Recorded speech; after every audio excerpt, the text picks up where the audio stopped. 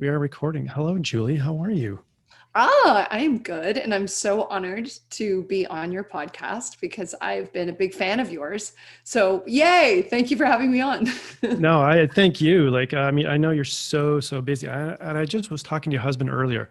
The last time we actually talked, it was in actually Europe. It was in Rome, like two Yes, it years was ago. incredibly exciting, incredibly fun time.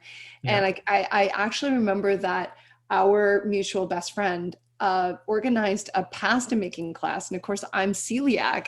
So it was so cute that I showed up to the class with these gorgeous konjac noodles that I could Mhm. eat with the delicious sauces that everyone came up with. So yeah, I feel like that was a very special sacred time because now that we're no longer traveling, aren't we lucky that our mutual best friend had us get to Europe to watch her wedding? Like that was so That special. that was so special. So this is one of the things that I had a conversation with her about this. It is about the food versus Europe and here in North America. Because when I was over there, I indulged pasta, alcohol, caffeine, all the good stuff, right? I was fine over there, but when I came home, when I started eating that stuff here, when I have alcohol here, when I start ingesting wheat, my body goes into a complete mess. It just goes, what the frick did you just do to me?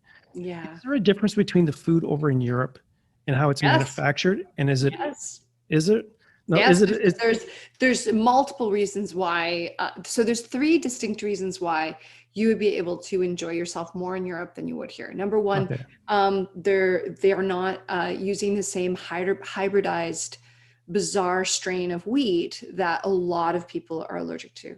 So okay, even if you're not a celiac, even if you're just sensitive to wheat, it's most likely because of the dwarf variety that's become very popular in North America to be grown.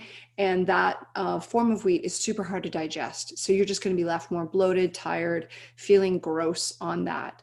And then the other layer is that I love that Europe does not believe in genetic modification. For the most yeah, part, there isn't the use of genetically modified corn, soy, canola, all the things that are slipped into sauces and dressings and most common foods within North America. So people who are really suffering with ill health, whether it be autoimmunity or whether it be digestive woes, really considered the organic path. And some people really notice a quantum leap in their vitality. And then the last reason why it would feel better is because you're relaxed. So much digestive stress comes from a sense of tension because when we're in fight or flight, we switch off our ability to have peristalsis in our digestive system. So automatically the food just sits like a lead weight in your stomach and you don't have food move through you. So you'll notice more constipation, you'll notice more bloating and gas and kind of stomach upset. When you're in fight or flight. So yeah, no wonder you're wow. relaxed. Your best friend one of your best friends was getting married, and you are having this amazing time with high quality ingredients. So that's what it is. Because I always had that conversation with people and they go, oh no, it's the same. It's the same. But it's like, no, it's like, I've been over to Europe, I've been to the UK, Italy, Mm. Germany, things like that. And I just find the food, the UK, not so much, but Italy for sure. And I was in Milan, didn't have the same problems whatsoever. I came back home, same thing. But again, I think that whole level of stress makes a huge difference on that. And is there something you can talk a little bit more about stress when it comes to food? Because I know there's a lot of information about emotional based eating and stress, out there. Can you Yes. maybe touch on that just a little bit? I would love to talk about that. So know that that is actually the topic of my upcoming book. So my new Mhm. book number 4, is going to be called Becoming Sugar Free. And a huge part of it is the emotional component, because let's face it, since birth, our mothers soothed us using mother's milk. And, or if we had formula, at least it tasted a lot like mother's milk. So what do we use now? Well, no wonder we all crave ice cream because it's the closest thing to human breast milk. It's sweeter than Interesting. cow's milk. It has the same fat to protein to sugar ratio. And we just really crave that nurturing creaminess. So it makes so much sense that we soothe ourselves with food, and that dairy is really tricky to get away from because it turns out there's something crazy in dairy called casomorphones that are morphine like compounds that trigger the morphine. Dopamine set. Yeah, well, definitely triggers lots of dopamine, but it also triggers our pain relief in our brain. So we end up absolutely addicted to it. So Wow. no wonder that dairy is a huge draw. And then cane sugar hits your dopamine button so freaking hard that it actually lights up more of your brain than cocaine. So no wonder we're all after sugar, sugar, sugar, sugar. Flour turns into sugar in your mouth in 1 minute flat because your Really? amylase breaks flour into sugar. So if you're more of a starch tooth, it doesn't mean you're not a sugar tooth. It just means that you prefer a milder, blander version of sugar because it becomes sugar right here. And then the other last big piece that I see in a lot of women, especially, is that chocolate addiction can be a magnesium deficiency. I've heard that.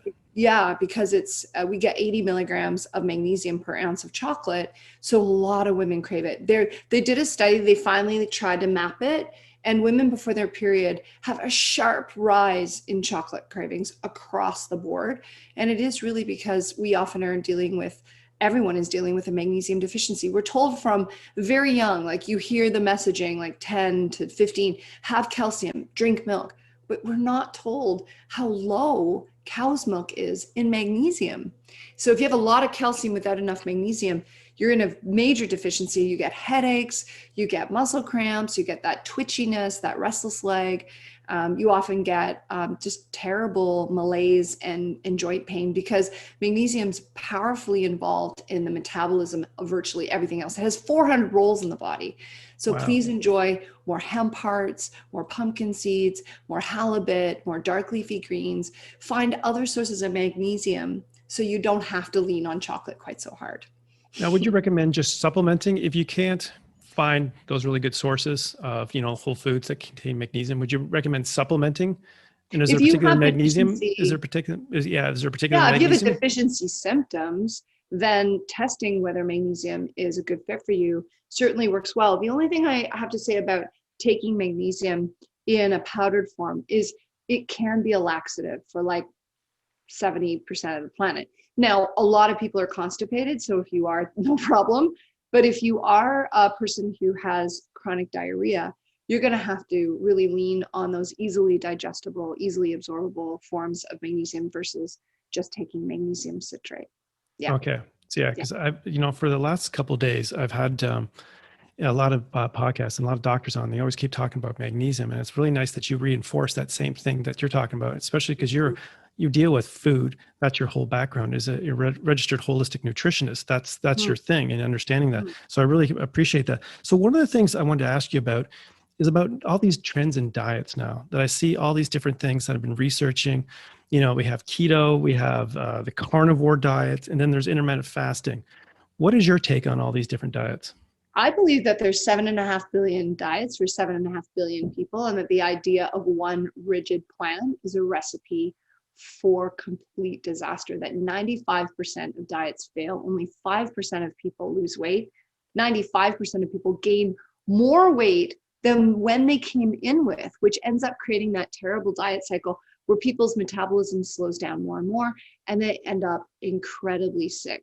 Now, saying that, it's not to say you can't have dietary interventions. We have dietary interventions, for example, having to go on a ketogenic plan. That was a nutritional intervention created for epileptic children who were medication resistant because it drops inflammation so quickly that people see really big results. And then we saw that people who are metabolically broken, people who have type 2 diabetes, and they can't get sugar in their cells anymore because their actual insulin resistance is so high. So their insulin receptors are cooked. They don't work. Well, why would you give yourself more carbs when you can't get sugars inside the cells? So I'm not saying that there are times when we need to back off something that's not working for us, but it has to be more of a live it versus the diet model of, okay, I'm going to go on a super rigid plan and I'm only going to eat this on this day. That kind of harsh menu planning is when people just get super anxious and throw out the towel, right? But if we can say, there's a lifestyle here, I'm going to really try to get into ketosis for healing, then you can see it as an intervention and a temporary state of healing your body. And then we can put carbs back in once you are healed, your ability to handle those carbs. So that's kind of a way that's really helped my clients to cope with the idea of giving up so many carbs that they love. And thank God there's a lot of nutritional substitutions. So, you know, if you can't handle sugar, you can often handle a low calorie sweetener like monk fruit, because sugar causes horrific inflammation in the body, where monk fruit's profoundly anti-inflammatory, but it's Really? super sweet. Yeah, So it we is. have those awesome substitutions. So we're not feeling deprived, because the worst thing in the world is to feel like you don't have a treat. Everyone talks about, oh, I got to have a cheat day. Well, cheat days can set you back months if you are profoundly sick. So instead, it's like, can you have a cheat? Forget the cheat. You don't need a cheat if you have a treat every single day. So we really look to treat days every day. Like, okay, I'm going to have one treat. What's my treat? Looking for a compliant one for you if someone is on a lower carb plan. Well, can we make a fat bomb that's just loaded with deliciousness and chocolatey, but it's sweetened with monk fruit instead of sugar, and all of a sudden you can handle it and it's compliant. Okay. That's how I get around it. I really love that philosophy. That was brilliant. Sorry, go ahead. Yeah, I know Yeah, you're on a no, roll. thank Go ahead. you. Yeah. No, I don't want to be one of these guests who just talk and talk and talk. It's just that you asked a big question about like the different diets. So we addressed keto, which is an intervention. Then intermittent fasting.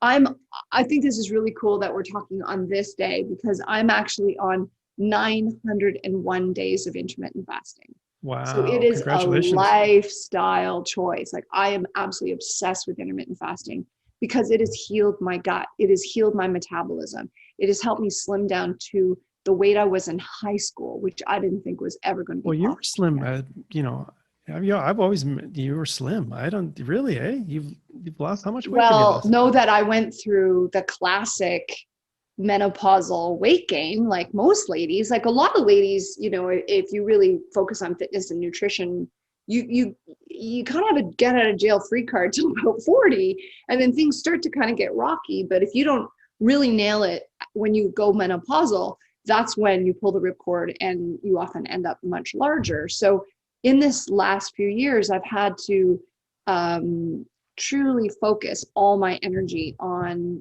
nutritional wellness so that I could be my word. So when I'm talking to people, it's like you're living it instead of suggesting it to others, you know. So I decided to try an experiment where I would create a streak on my phone. I have an app called Zero, and I punch in every night and clock out every morning and see how long I can go comfortably, not harshly, because intermittent fasting, a lot of people think 16 hours of fasting. It's often too harsh for women. Men can intermittent fast much better than women. But it's just so delicious to just gently, carefully, and over time, broaden that window that you go without food, shorten that little window that you do eat food. And in that window, nourish yourself like crazy, have the treats, have some wonderful things that keep you like life is fun and, oh, this is so fun. But in that fasting window, you're doing so much healing to your digestive system.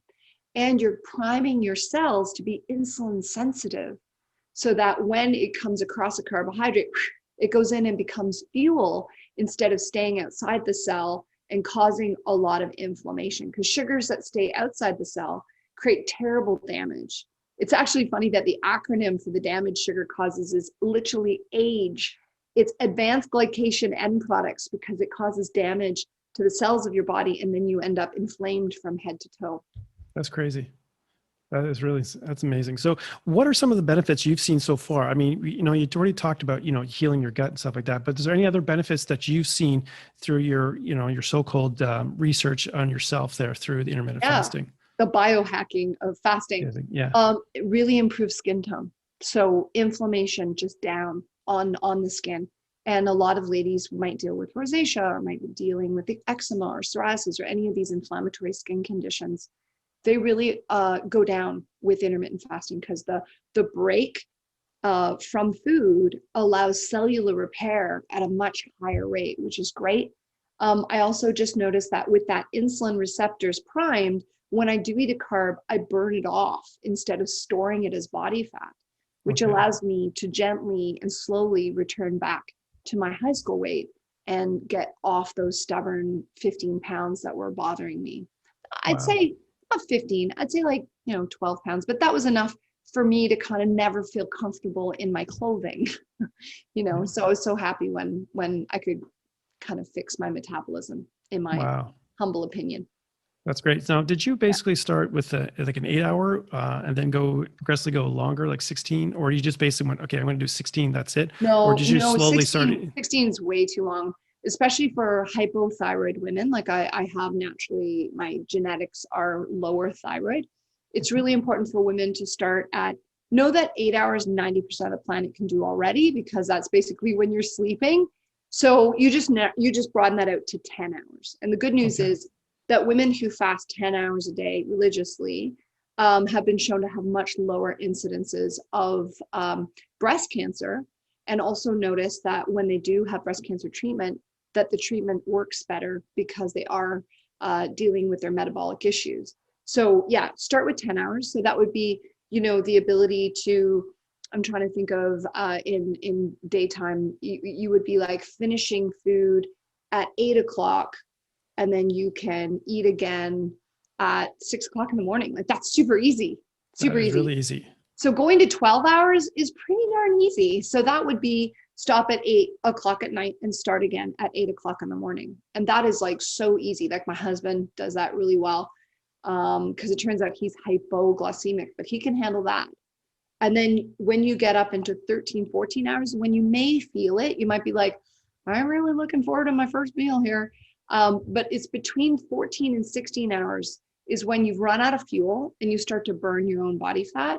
So if you can go a little over 14 hours, great. But if you can't, it's important that you eat when you're hungry. Never get hangry, because that means you've got hypoglycemia. Your blood sugar's dropped. So listen to your body, and also consult a doctor if you're on any hormonal medication, and see if it's the right fit for you. Okay. So let's talk about the last one there is the carnivore diet, because I've heard a lot of research, especially when it comes to anti-inflammatory. And again, I love your philosophy is about intervention versus a lifestyle on that. And especially with the carnivore, it's just meat. Now, like my brain kind of goes, I love meat, but then I'm thinking just to have steak, eggs, fish, that's it all day. Like my stomach's going to go like, oh my Lord. But I've heard a lot of benefits, especially people who have really severe autoimmune disease. I've seen a lot of amazing results on that. What is some of the research you know? Very much okay. So the reason why autoimmunity is an issue is that there becomes a dodging bullet around different plants triggering our immune responses. Like plants, they're incredible. They can trigger your immune system to do very powerful things like kick out cancers. For example, we know there's 10,000 published studies on how turmeric is profoundly anti-inflammatory. But if you're a person who has an immune system that's hyperdrive, attacking your own cells, sometimes you need to take a break from all things that trigger your immune system. And that's really the reason why a lot of people are. Another one is I watched a diabetic really heal from a very low plant, high animal protein menu, because her metabolism was so broken that she definitely needed to have no carbohydrates spiking any insulin whatsoever. So by not having any carbohydrates, for her, that's what her body needed to completely rest. But these are isolated cases. And I do have a profound problem with the severe acidic nature of having only animal flesh. And I also feel that if you look at the longest living humans all have a plant-based menu, even though they do eat animal foods. Like 4 out of the 5 longest living tribes have animal foods, but it's the dosage that they're having. Their plates are mostly vegetation. And that's why I think it's important for us to explore the low triggering plants. So for example, for you, can you have spinach and artichokes and gorgeous asparagus and like low carb, incredible plants that impart tremendous B vitamins and incredible prebiotic fiber? Because one thing that people suffer from with the carnivore diet is there's no fiber in it. Yeah. So therefore people get constipated as all get out. And they also have an issue with just being, you're just eating certain vitamins, certain minerals, but you're not getting the plethora of phytonutrition, the lycopene, the astaxanthin, well, astaxanthin is in salmon, but like the incredible amount of of these plant constituents that you desperately need. Like, you're not getting any beta carotene. You're not getting, like, what? Like, to me, I just am gobsmacked at the concept of saying that all of these nutrients don't need to be worried about. We're going to only supplement those, and meat is enough. I really think we need to also look in the mouth and say, like, the mouth, we are built to be omnivores. We are opportunistic creatures where we ate everything we could get our hands on because we're super smart. And we're like, okay, I'm going to survive this ice age. We got to figure this out. Let's eat anything that moves, right? So we really do want to, not just moves, but blows in the wind. We want to have that diversity. And I think that's what bothers me about the carnivore concept. And also, the quality of our meat is horrid. So unless you live on an organic farm and you have an unbelievable amount of cash flow for organic everything, and then can actually be by a wild stream to make sure that it is wild caught fish, not farmed fish, pre-labeled as some sort of, safe fish. I'm really concerned about having that, because I myself, when I was healing, ate a ton of fish. And fish is extremely high in heavy metals, PCBs, and other toxins. So I have to really look at the small fish. So sardines, anchovies, herring, the tiny little fish, which most people aren't eating on the carnivore diet. They're often indulging in bacon and things like that, where I'm like, no, that's like nitrates, sugar. So I'm really head scratching. I am reading and I'm open, because I am a nutritional researcher, not a Julie, like, Daniluk diet. I don't want to be anyone's guru. I don't have any interest in being right. I just want to see the nutrition profession move forward. And that's why I'm concerned around people just jumping wholeheartedly into this paradigm. Could we look at like anything similar to keto? Could it be a phase into this? Like, if you have profound autoimmunity and that's ruling your life, sure, you might be over here with that intervention and trying it on.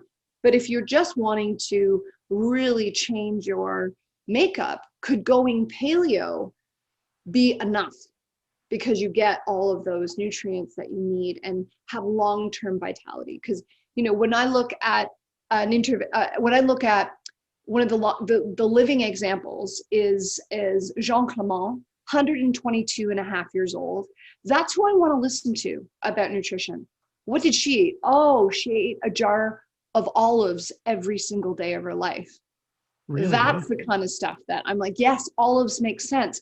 All throughout the Mediterranean, it's profoundly anti-inflammatory, but it's a low carb fruit. It's the fruit of a tree. So when somebody says, oh, we're meant to only eat animals, I strongly disagree with that. Yeah, I always shake my head about it. I mean, I absolutely love my meat, and I try to, I try to avoid any meat that's been farm raised now.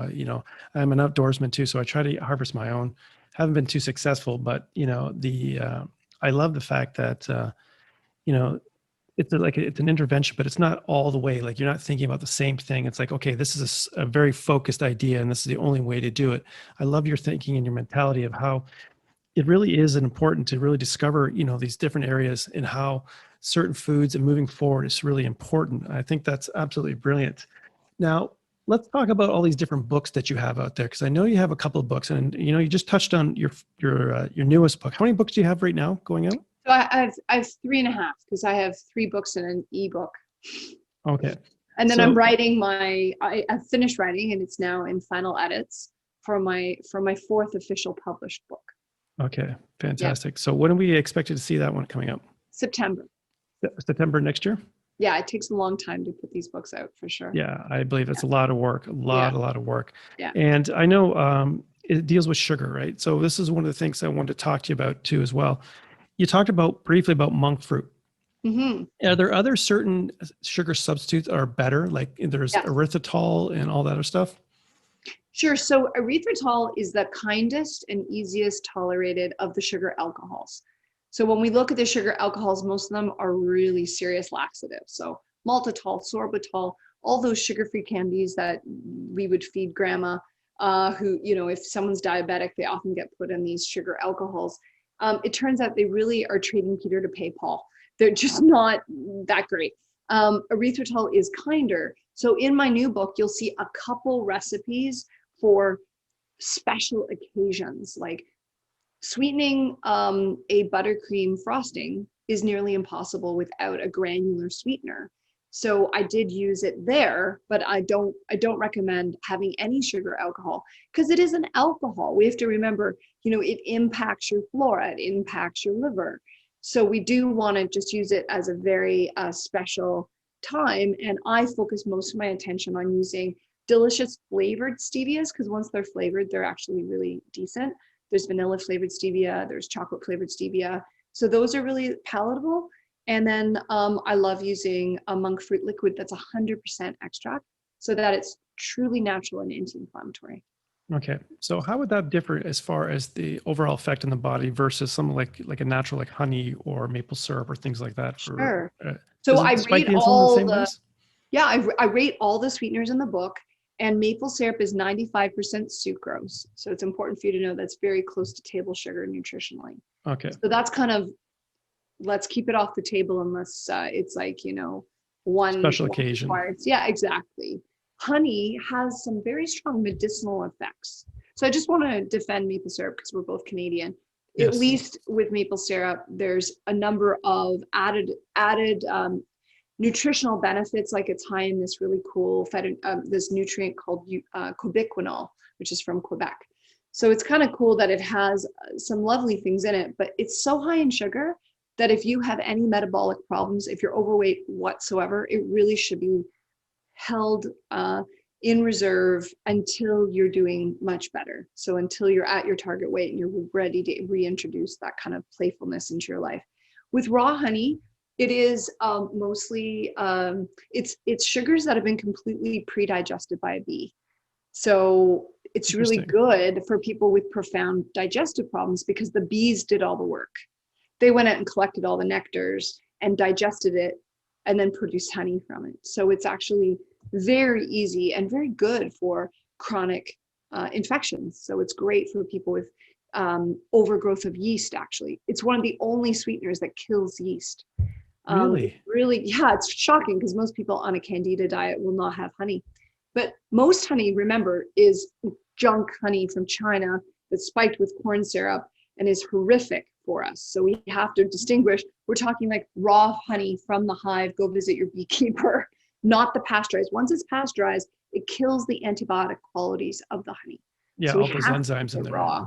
So we can't even cook with it for it to be anti-inflammatory. So it has to be raw. So if you're going to ingest it, it has to be raw. So if you're going to use it as a sweetener in your tea or coffee, is that fine? Because it's not. Just have it cooling, because it actually, the heat destroys the probiotics, and it also destroys it cooks off the, there's a lot of peroxide in honey, and that peroxide, just like when we clean things with peroxide, it cleans your insides because you're drinking that peroxide.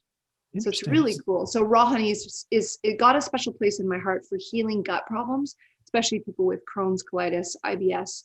Honey is a very well tolerated sweetener. But again, you have to be able to handle it metabolically. Do you have diabetes? Do you have type 2 diabetes? Do you have a slow metabolism? Do you gain weight easily? Then we want to stay away from having a lot of heavy caloric sweeteners in our diet. Okay. In our personal life. It's, doing this podcast, I've learned so much, and my brain it's an overload all the time. Like some of the horror stories I hear about, the way food is manufactured, water that I had a naturopathic doctor on, and she got tested with for heavy metals and stuff like that. And she found out she was eating all these heavy metals. She was eating a lot of vegetables and she couldn't figure out what the source was. And then the person said, well, they're using fracking water to actually, irrigate the fields in California. And I was like, come on, really? They're actually using that really horrid water full of chemicals to make gasoline, whatever fracking is, to release the gas, whatever. And they're using that to irrigate fields. And I was like, what? Are you kidding me? That's insane. But I hear these stories over and over again. So I have to ask, like, how in the hell did our food get so freaking messed up, Julie? Like, how did it get all messed up? Where did it start? Like where did it Well, get, like I how, think the big thing that changed the game completely is when Canadians decided, you know what, I don't think we need to grow all of our own food. I mean, let's face it, we're talking our grandfather's grandfather. But at a certain point, Canadians pretty much stopped growing our own food. And we rely so heavily on the States because we love that variety. Because my parents, they talk about the fact that having a orange in your Christmas stocking was a big deal when you were a kid. Now it's look at all the international food we have, right? it's crazy. It's like a constant smorgasbord. So I think that's part of it, is that by getting away from local food, we have no connection to the horrific cancer-causing, hormone-disrupting chemicals that are sprayed on third world food, especially food being grown in Latin America. It's nuts. What they're allowed to use pesticides that have been banned here for 40 years, but then we just eat the fruit, right? And then the States, similarly in California, if it's not certified organic, where they are checking every single part of the equation, I am very concerned for eating conventionally grown produce. And that's why in my own menu, it's become super simple.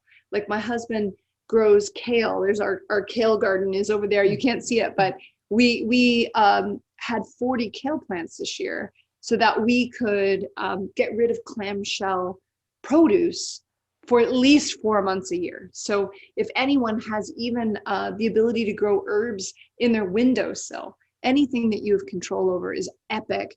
And going to your local farmer for at least getting lots of cabbage, a lot of locally grown apples, like at whatever level you can commit to, that's where I want you to tap in, because it's affordable. It's a doable intervention that you feel good about because you are supporting local and building your body up with food that you know is clean. Yeah, that's so true. I mean, I grew up in a farming community, and I remember my grandparents having this big, huge garden in the back or active side of the house. And basically half the yard was basically one garden. And I remember just going in, there was potatoes, corn, everything. There was all that fresh vegetables, everything else. That I don't think once did they go to the notice store. that generation virtually didn't have autoimmunity. Yeah, that's so true. Their microbiomes were solid. They were eating food from the land. They didn't have the endocrine disruption from hundreds of chemicals. That's why it's so weird that we're facing down the first generation that may live a shorter life than our grandparents, purely because of the influx of weirdness. Now, to give us hope, we're also seeing a massive surge in really cool integrated medicine techniques that may have us. They say if you can live another 20 years, you might live another 60, because they're on such the edge of extraordinary breakthroughs. So I have hope. I don't mean to leave the listener in a strange space, but it is to just realize that I feel that the greatest way to feel positive, to feel joy, to feel wealthy in your own mind is to build your wellness, to focus 100% of your energy on getting well. Because once you're well, everything opens up. You have all the mental energy, you have all the relaxed, calm joy that everyone craves. Everyone's just, especially in this freaking year, every single person is seeking peace. All I want is inner serenity. Well, nutrition is the path, because I have been wicked anxious. I have been a food addict. I've had 3,000 calorie binges. And now that I'm over dealing with beautiful healing and feeling good, nothing tastes as good as healthy feels, man. Nothing. I would do anything. I would pay my last dollar to feel this sense of wellness. Okay. So that being said, are there certain, I always like to say, are there like the dirty dozen of food that we should avoid? Yeah. Just go to the ewg.org website and download the dirty dozen and the clean 15. So they're super hopeful. They leave people with a long list of foods that you can buy conventionally. Onions, avocados, pineapple, things that are peelable are typically lower in pesticides. And then foods that you really do want to buy certified organic is on that dirty dozen list. And it's really easy. ewg.org is the website. I'll just write that down there. Yeah. ewg.org. Yeah, because I've always it just amazes me how much chemicals are in food, but even just in products and stuff like that, and the labeling. I just try to I'm trying to cut out reduce my sugar intake, because I know I have an issue with sugar right now, and having a lot of skin disease disorders and things like that, all these weird stuff as I'm getting older. As you get into your 50s, things start changing, not like you're in 20s anymore. Mm-hmm. And so I thought, oh, because one of the condiments I have to have, I don't know what it is. Maybe it's from childhood. Again, it was ketchup, usually loaded with sugar, right? So I thought, okay, I'm going to trying to find some sugar. Try to find some ketchup that doesn't have any sugar in it. Yeah. So I do that. But what do? They up the amount of sodium in it. So it's just like taking tomato products with salt in it. It's like, okay. And it's just all the labeling. It's just so misinformation. You're going to love my next book because I have a sugar-free ketchup that's amazing. So I hope you really enjoy it. Well, I certainly will. This is my Bible here. I got this years ago. Thanks. So I have this. Yeah. So this is my Bible, my go-to. I use a lot of the recipes out of there. I use them consistently out of there, especially when I know I've been eating crap and I'm just not feeling well. Over Thanksgiving, I did was it the crustless pumpkin pie I think it was a recipe that your mom uses, something like that. Yeah. It was fantastic. So that's, for Christmas, because instead of getting away from, because my mom is a beautiful baker, love this stuff, but she cooks with the worst stuff in the world, with vegetable shortening, for pastry and flour, stuff like that. And she goes, "Oh, I made you some tarts." I said, "Mom, I can't eat those tarts anymore." And I think she was using corn syrup, but I think she still does. And I said, "Yeah, it tastes great, Mom, but I just can't eat that stuff anymore." Maybe you could send her my brand new, it's got a crust now, a no-bake pumpkin pie recipe that is no fail, absolutely delicious. And just say, "Hey, can you make this for me?" Because I've noticed that these bakers, they just gotta have something to give. They show their love to you through food. So if you say this recipe is safe, I can have this recipe, then they get excited about trying on a new recipe. And if it's delicious, then they might make it again for you. So I hope to see a breakthrough there, because I know that's the number one reason why people fall away from their beautiful chosen food path, is that they're trying to make their other family members happy. Yeah. So that choice to fall into love and connection trumps their need to get better. And I really feel for people that it's a lot, and it's hard to be the vanguard, the pioneer that says, "Okay, guys, it's time for us to have it all. We're going to have deliciousness and for it to be healing." Like it's a big deal to be the first. But eventually people come around. Like even my dad, I was so thrilled. He's come on board. He uses his monk fruit drops in the morning. I'm like, "Hey, Dad." So they can, I believe that tiger can change their stripes a little bit, as long as it tastes really similar. It's got to be a bang on delicious substitution. Yeah. So how much of your time do you actually spend in the kitchen, developing recipes? I would say it depends on what area I'm in. So I'm either developing or executing. So developing recipes, absolutely, it would be like 2-3 days a week. But then I moved to actually helping people. So I have like a full practice, and then I have powerful programs that I run. I run a support group for people who want to live the anti-inflammatory lifestyle. And we approach it as the trifecta of healing, because there's 3 causes of pain. You have emotional pain, you have chemical pain caused by what you eat, and then you have structural pain caused by injuries and postural imbalances. So if we address your movement, if we address your emotions, and we address your nutrition, boom, we often see magnificent transformation. Yeah, and so that's what we support people on. Is I've actually hired a movement coach, a yoga instructor, motivational counselor, a plant medicine person, and I handle the nutrition. We all come together and sort of like just love everyone from each direction and support people's wellness. And it's really affordable, because I know that people are super stressed financially right now. So yeah, that's so true. That's really amazing. That's one thing I've always loved about you, Julie. You're always giving. Doesn't matter what you're doing in your life. Thanks. You're always giving. You always give 100% of yourself. It's amazing. And that's I think that's probably why you're so successful too, as well, is that you willingness to give all of yourself and all your time. Especially to even doing this, because I know you've got probably another 3 or 4 podcasts that you have to do today. Another few interviews. Well, yeah, I'm going back in the clinic right after this.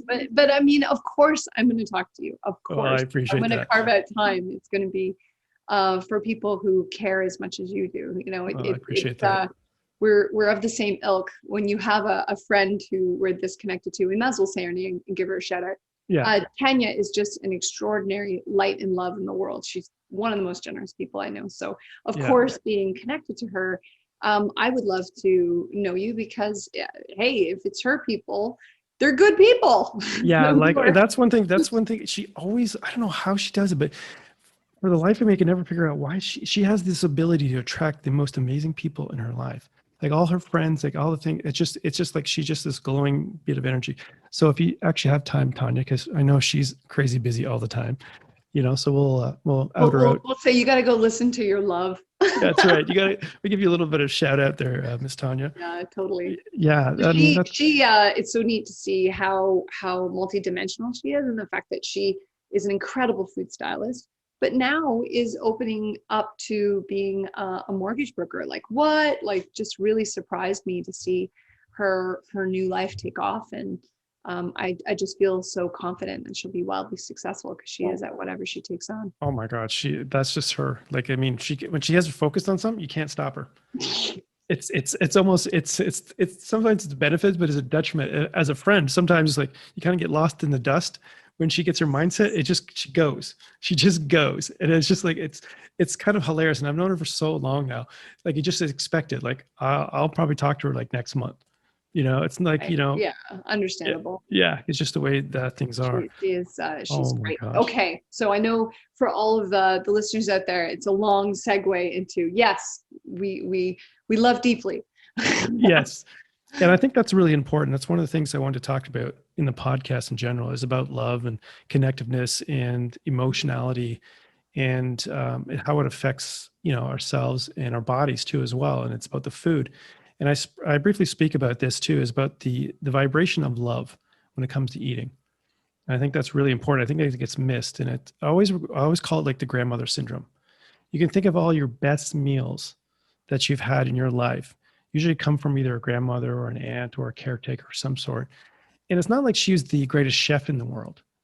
And because I know great chefs can cook, I mean, I can cook pretty well, but Yeah. there's a difference when it comes from a state of love and that vibration that goes into it. It could be the simplest meal in the world, but it just tastes so good. And that vibration of love just kind of sends out through the food. And I think that's really important. I think that's, it's a sad thing that we're missing right now through COVID is those connections. And I think most of our lives we spent around is food, gatherings, getting together and that interconnection. And I miss it. I miss part of that right now. Oh, it's brutal.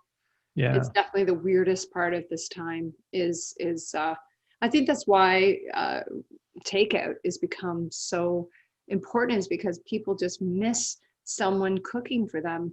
So they lean into that substitution of having some chef somewhere put that food together, but nothing matches a person who actually cares about you putting that intentionality into the food. I totally agree.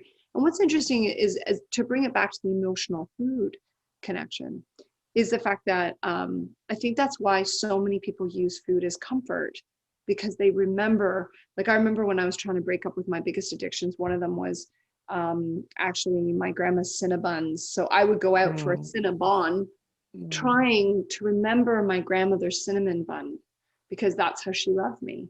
So no wonder every time I was sad and blue, I would go, Grandma, it made so much sense. So it's just unraveling that and really journaling. What do I get from this food? What memory does it evoke?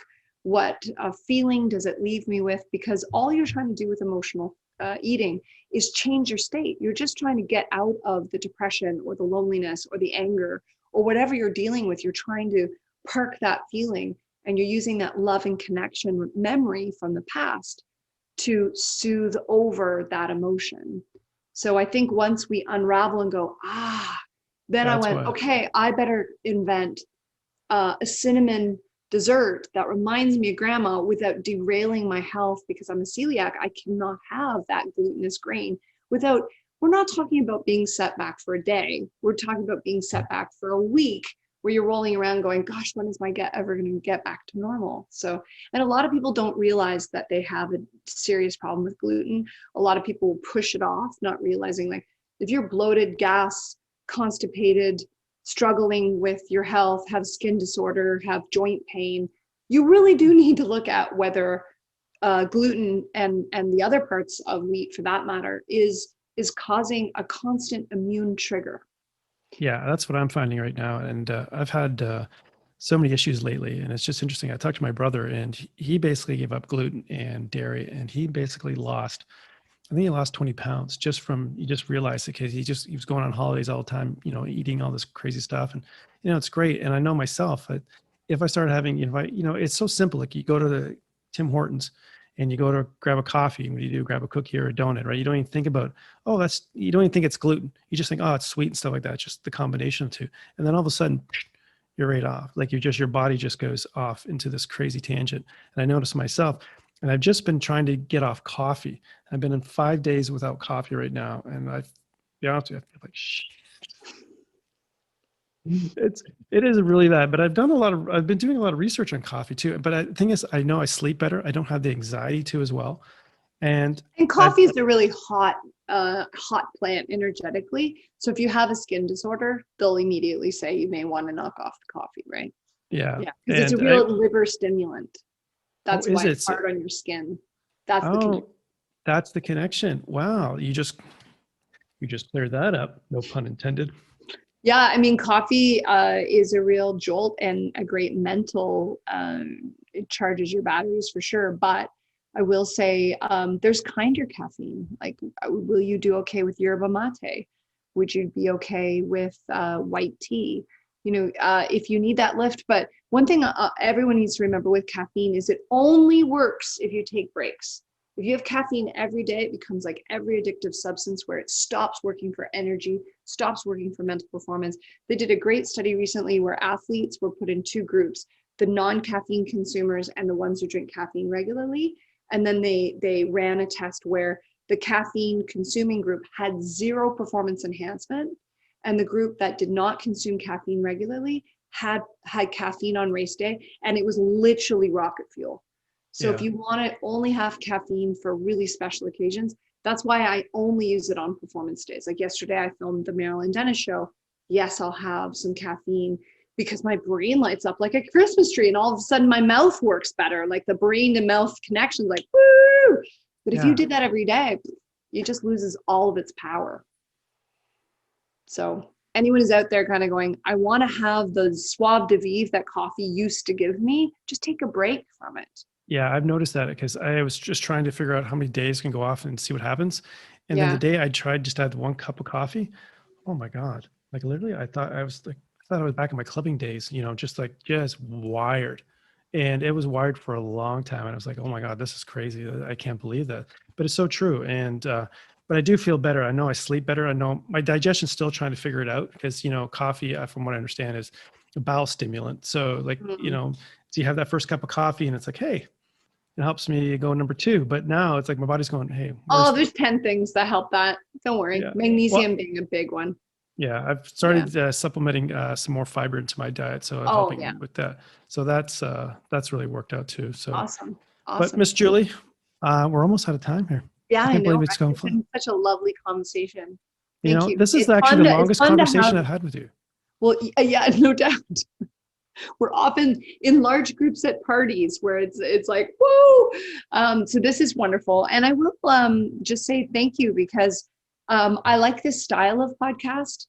There's not like the formality of I'm going to give my background and then, it's just a lovely conversation, which I think is what people want more of. They want to be a fly on the wall to a conversation and that voyeuristic peek into people's connection versus just hearing the same stories time and time out. So I really feel you've got an amazing voice and podcast personality.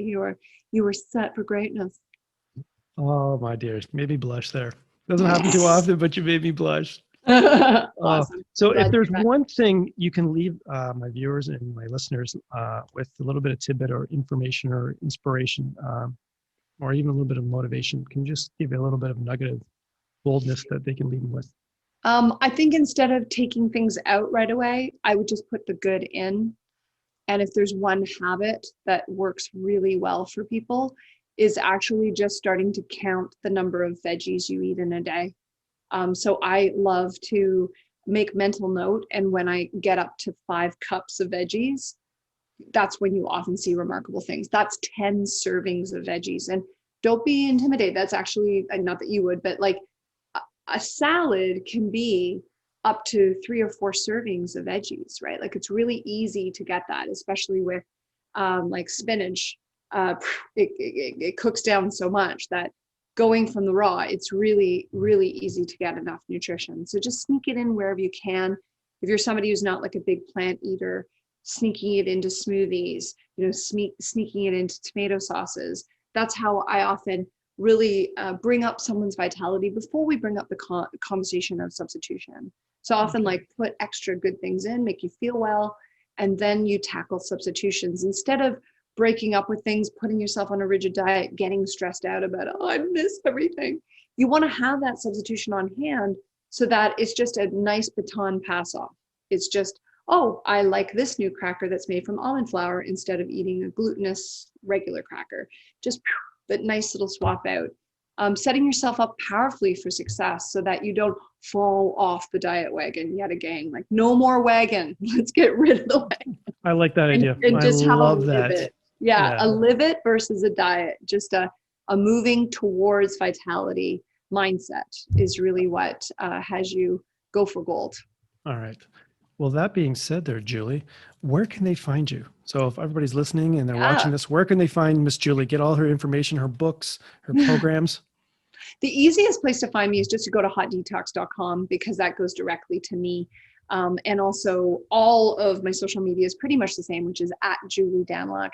And if you do want support on this transition, instead of a personal appointment, it's really less expensive and fun to join our support group so that you have that framework and the community and accountability to keep you enrolled in this new lifestyle. So I would really encourage people to consider Thrive Tribe because it's very affordable. I highly recommend that. Yeah, it's all about community, and you have the most amazing person in the world guiding you through all this. She lives it, she breathes it. Appreciate it much.